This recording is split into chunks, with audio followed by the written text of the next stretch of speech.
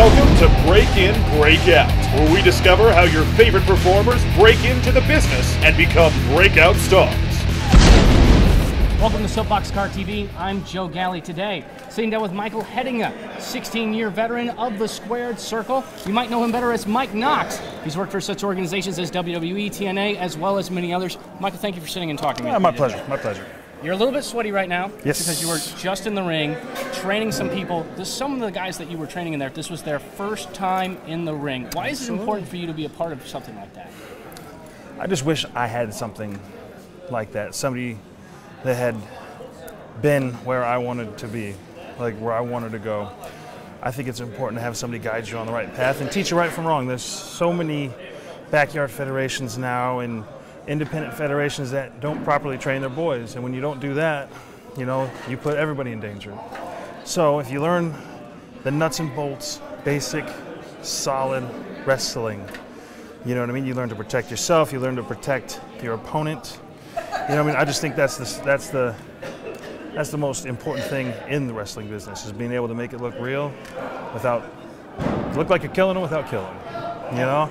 And the first day, guys, I wasn't even sure about that, but I feel honored that they took the time out to try to learn and try to get their foot in the door through me. I appreciate that. You've been doing this since 1998. You got into it when you were 18. Tell me a little bit about the process of you breaking into the business.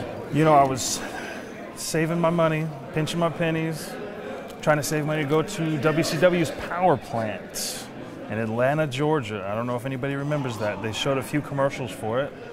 So I was saving up my money, and I ended up going to a WWF wrestling show. Met a guy in the parking lot who was about 5'6", 114 pounds, and he said he was a wrestler. I was like, huh? No way. This and that. And we started talking, and he said, yeah, there's all kinds of independent promotions, which I had no idea about. And he said, there's this and there's that, and there's one here and one there. And so I got on the horn, and I called one, and I was like, hey, what I'll do is I'll start training, get a leg up, not tell anybody, we'll go to the power plant, and I'll be head and shoulders above everybody else. So I started driving to Oxnard, California from El Centro, California, which was, I want to say, about 8 hours one way. I would drive that twice a week to train, spend up all my money, burned out cars, you know what I mean, just miles and miles and miles. But I mean, I wasn't gonna be told no. I wasn't gonna take no for an answer. I started doing that, started training with, they sold the school to a man in Phoenix, Arizona named the Navajo Warrior, which I credit as my first trainer, real trainer, one-on-one trainer. I stayed with him for years. We used to go to the back Indian reservations and work cowboy, the old outlaw Mike Knox versus the Navajo Warrior on the reservation. What could be better than cowboys versus Indians on a reservation?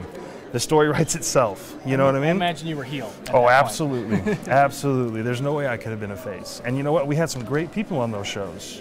John Cena was on those shows. Frankie Kazarian was on those shows. The Ballard brothers, you know what I mean? Good, talented workers that were on those tiny little shows where we drive 16 hours to get paid $30, set the ring up, do the show, tear the ring down.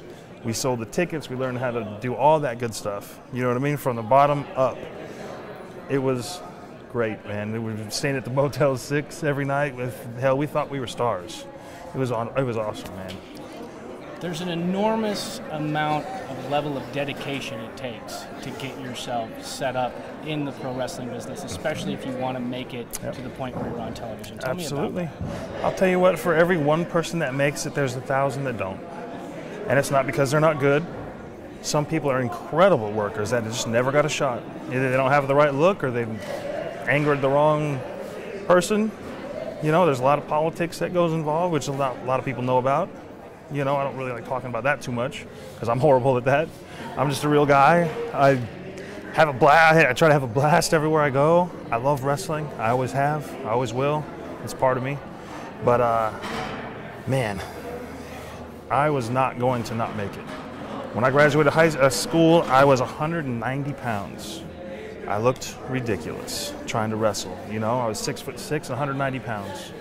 So now I'm a big fat guy. You know what I mean? I just worked and worked and worked and tried to put on size over years, and I tried to perfect my craft.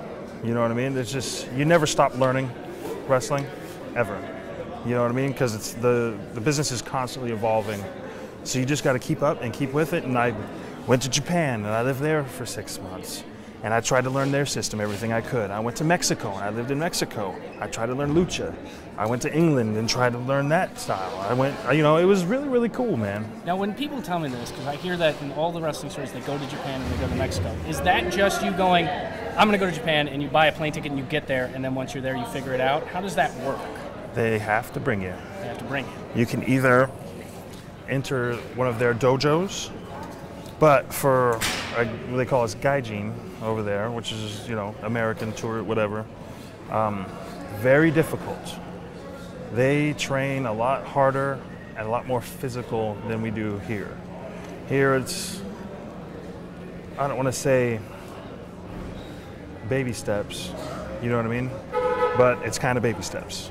There, they throw you in there, it's 500 squats. You practice for a year before you're ever allowed in the ring. You live in the thing, you wash everybody's clothes, you cook their dinner, you do their shopping, you know what I mean, before you can ever step foot in the ring.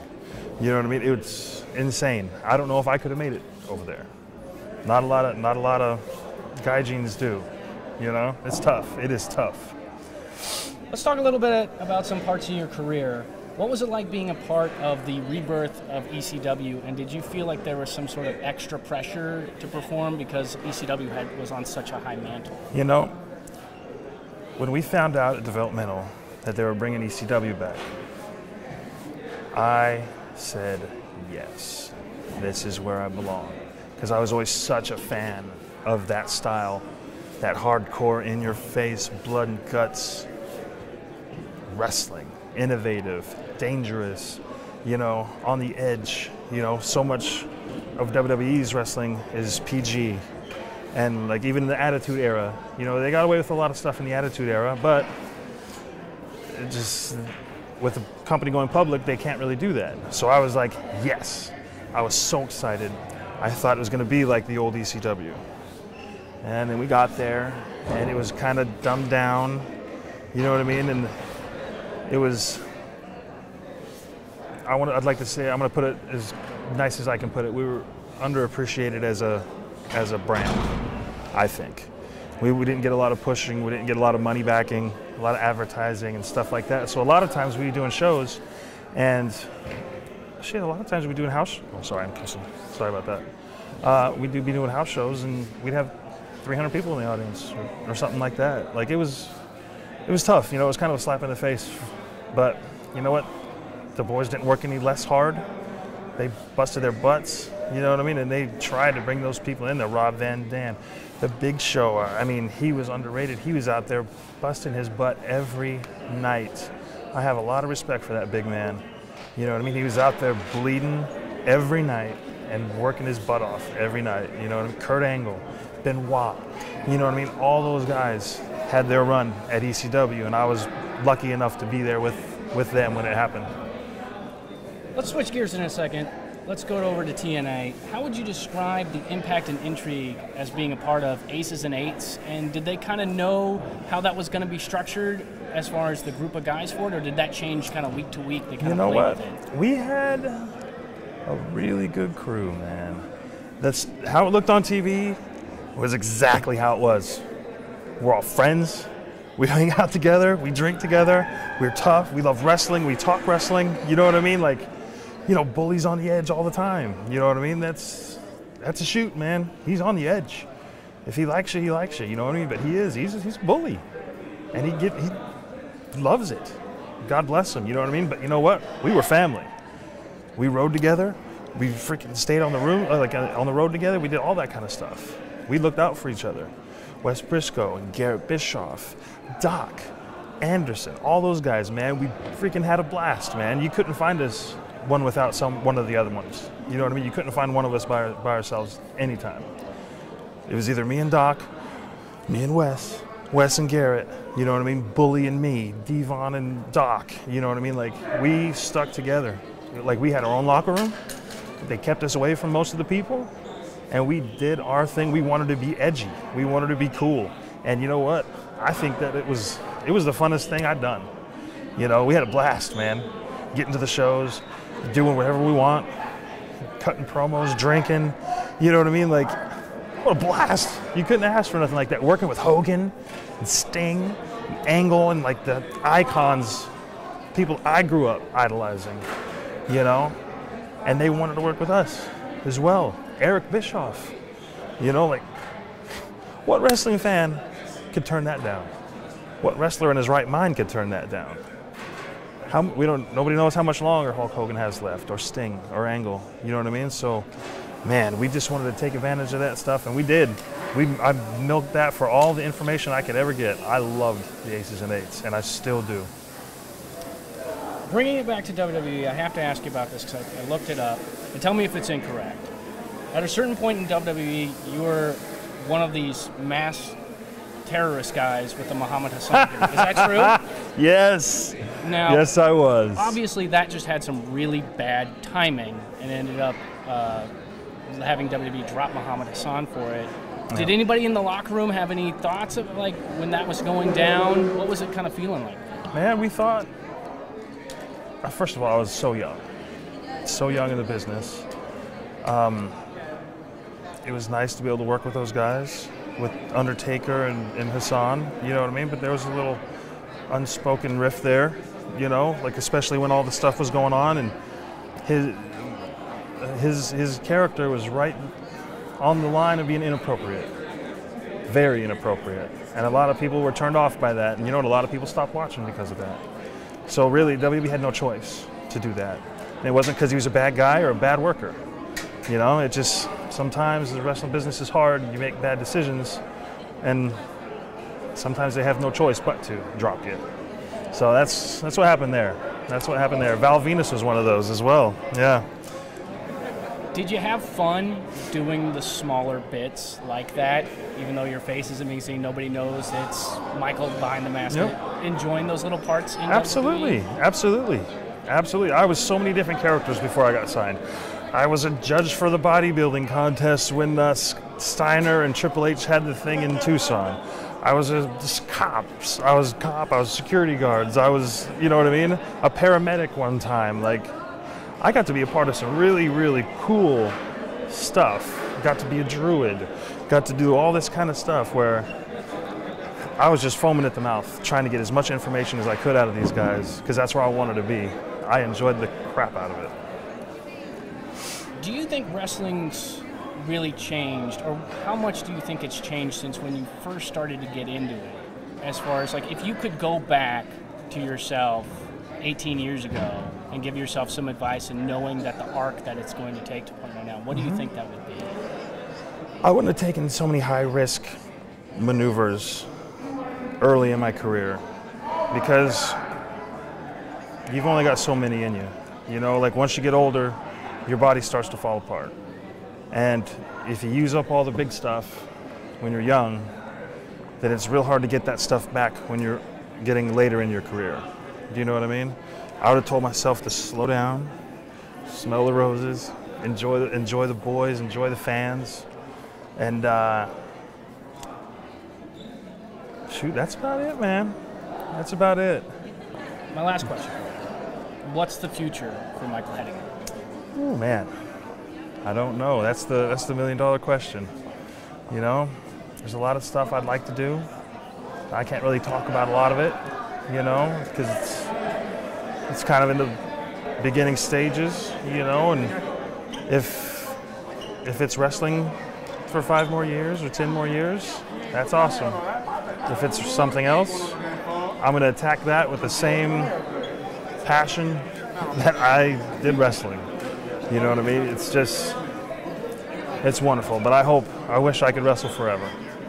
This is a fraternity that most people will never understand. You know, we're the boys. The boys, we take care of each other. We have our stories nobody else really understands. You know what I mean? Only we get them.